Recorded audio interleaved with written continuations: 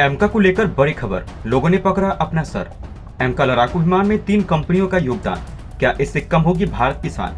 दोस्तों, इस समय जापान और भारत के बीच में बहुत बड़ी समिट हो रही है और ये समिट इतनी बड़ी है, आप इसका अंदाजा यहीं से लगा सकते हैं कि इस समिट में जापान के रक्षा मंत्री और विदेश मंत्री तो शामिल रहेंगे, साथ में जापान के पीएम भी इस समिट में शामिल रहेंगे। और इस समिट में जो फैसले किए जाने वाले हैं वो चीन की नीति को देखते हुए किए जाने वाले हैं और इस फैसले से चीन को काफी गहरा और तगड़ा असर देखने को मिलने वाला है। जैसा कि आपको पता होगा, भारत और जापान की जो वायुसेना है, दोनों के बीच में कोई भी कनेक्शन नहीं है, क्योंकि दोनों देशों ने साथ में कभी कोई इवेंट नहीं किया है और न ही कोई युद्ध अभ्यास किया है, जैसे कि दोनों देशों की वायुसेना साथ में मिलकर काम कर पाई हो। ऐसा कोई भी मौका नहीं मिला। और अगर आपने सुना होगा भारत और जापान के युद्ध अभ्यास, तो पहले हमने कई बार देखा है, लेकिन आपको बताते चले, यहाँ पर भारत और जापान का युद्ध अभ्यास पहले भी हुआ है, लेकिन इस युद्धाभ्यास में या तो सेना हिस्सा लेती है या तो नौसेना हिस्सा लेती है। कभी भी भारत और जापान के युद्ध अभ्यास में भारत और जापान की वायुसेना का युद्ध अभ्यास नहीं हुआ है। इस चीज को देखते हुए भारत और जापान की तरफ से फैसला लिया गया है कि यहाँ पर दोनों देश अब वायुसेना का भी युद्ध अभ्यास करेंगे और वायुसेना की शक्ति और भी ज्यादा बढ़ाएंगे। दोस्तों, ये खबर तो आपको बड़ी लग रही होगी, लेकिन अब जो खबर हम आपको बताने वाले हैं उसके आगे ये सब आपको छोटी लगने वाली है, क्योंकि अब यहाँ पर खबर निकल के आ रही है कि भारत और जापान बहुत बड़े लेवल पर मिलकर एक साथ हथियार बनाने वाले हैं और ये हथियार ऐसे आधुनिक हथियार होने वाले हैं जिसके सामने कोई दूसरे हथियार नहीं टिक पाएंगे। और इस समय भारत ऐसे पनडुब्बी बनाने पर काम कर रहा है जिसको कोई भी पकड़ ना पाए, और इसके लिए जरूरी ये है कि इन पनडुब्बी में लिथियम आयन बैटरी को जोड़ा जाए। आपको बता दें कि जापान को इस काम में महारत हासिल है और इससे बेहतर काम कोई और दूसरा देश कर ही नहीं सकता है। इसलिए यहाँ पर भारत ने जापान की तरफ अपना रुख करना बेहतर समझा और जापान की तरफ से भी खुशखबरी निकल के सामने आ गई है, जिसमें हमें ये पता चल रहा है कि जापान भी भारत को लिथियम आयन बैटरी देने के लिए तैयार हो चुका है। इसके अलावा हमें ये भी खबर सुनने को मिल रही है कि जापान भारत के एमका लड़ाकू विमान में भी अपना योगदान देना चाहता है, और अगर भारत जापान को इस चीज में एंट्री दे देता है तो जापान तीसरा ऐसा देश होगा जो कि एमका लड़ाकू विमान से भारत के साथ जुड़ा होगा।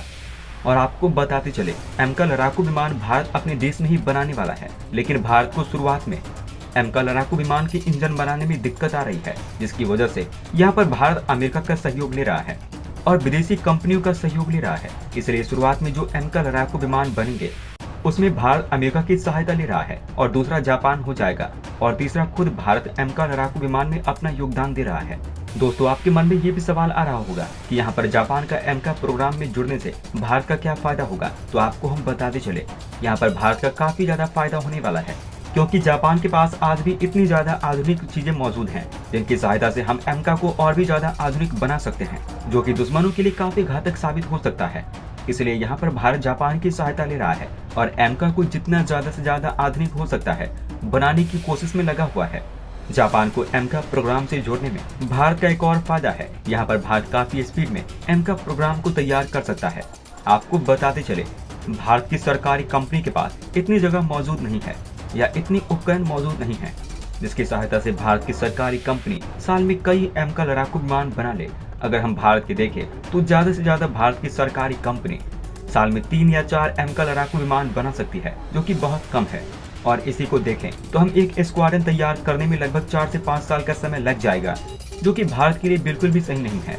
लेकिन वही हम जापान की तरफ नजर डालेंगे तो जापान बड़ी तेजी से बड़ी बढ़िया चीज बना लेता है, और इसी सब को देखते हुए यहाँ पर जापान को चुना गया है और यही वजह है यहाँ पर भारत इस चीज का फायदा उठा सकता है।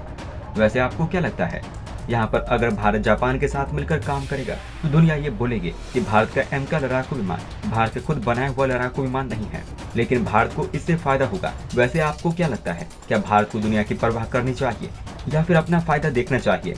आप अपनी राय हमें नीचे कमेंट बॉक्स में लिखकर अवश्य बताएं। वहीं पहले भारत को बहुत से देश बड़े हल्के में लिया करते थे, लेकिन समय के साथ उनकी ये गलत सोच पर भारत और भी गलत उतरता हुआ चला रहा है।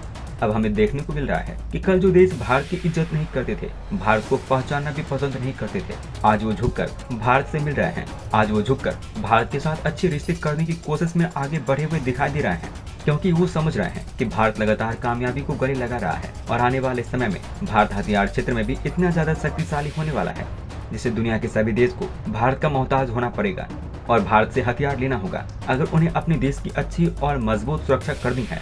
वैसे आपको क्या लगता है, आने वाले समय में डीआरडीओ और भारत के मेक इन इंडिया प्रोजेक्ट के तहत कई ऐसे हथियारों का निर्माण हो सकता है जिससे कि दुनिया के कई बड़े देश आकर भारत से हथियार खरीदे। इस विषय में आप क्या सोचते हैं? आप अपनी राय हमें नीचे कमेंट बॉक्स में अवश्य लिखकर बताएं और इस वीडियो को ज्यादा से ज्यादा शेयर करें ताकि सभी को ये जानकारी प्राप्त हो सके। दोस्तों, हमें दिखाई दे रहा है कि भारत बिना रुके एक के बाद एक मिसाइल परीक्षण करता हुआ चला जा रहा है और पिछले कुछ महीने में भारत ने इतनी मिसाइलें दागी है कि हमारे दुश्मन के पास इतने न्यूज चैनल नहीं होंगे जिसमें वो भारत की मिसाइलों के बारे में बात कर सके। दुनिया के एक से बढ़कर एक देश भारत के इस परीक्षण से शामिल हुए हैं और खास करके भारत के दुश्मनों को इसका ज्यादा असर देखने को मिल रहा है। हमें देखने को मिल रहा है जैसे बिल्ली को देखकर चूहे बिल में घुस जाते हैं, ठीक उसी तरीके से भारत के दुश्मन इस समय खामोशी से अपने देश में कहीं भी छिपे हुए बैठे हैं।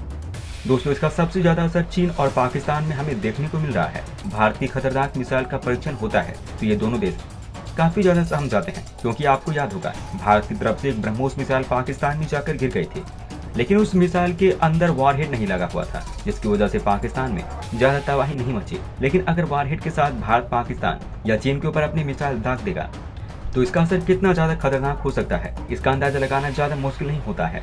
दोस्तों, इस मिसाइल का नाम है QRSAM यानी कि quick response surface to air missile. और इसमें एक बात का खास ध्यान रखा गया था कि जो टारगेट उन्होंने मिसाइल के लिए रखा था वो टारगेट काफी ज्यादा हाई स्पीड टारगेट था।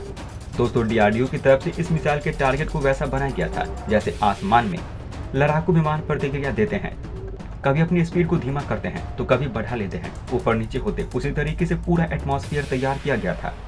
और इसमें सबसे अच्छी बात यह है यह पूरी तरीके से मिसाइल सफल परीक्षण के साथ सामने निकल के आई है। इसने अपने टारगेट को बड़ी आसानी से हिट कर दिया है।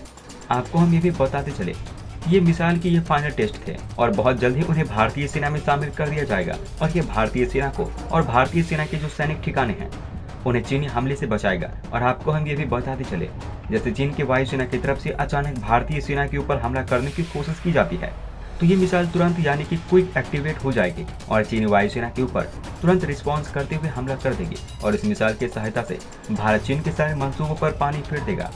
और आपको जानकर खुशी होगी कि इतना आधुनिक हथियार होने के बावजूद इसे मेक इन इंडिया प्रोजेक्ट के तहत भारत में ही बनाया गया है। सुनो, चैनल को सब्सक्राइब करो, उसके बाद घंटी बजा देना ताकि अगली वीडियो आपसे मिस ना हो पाए। Thank you.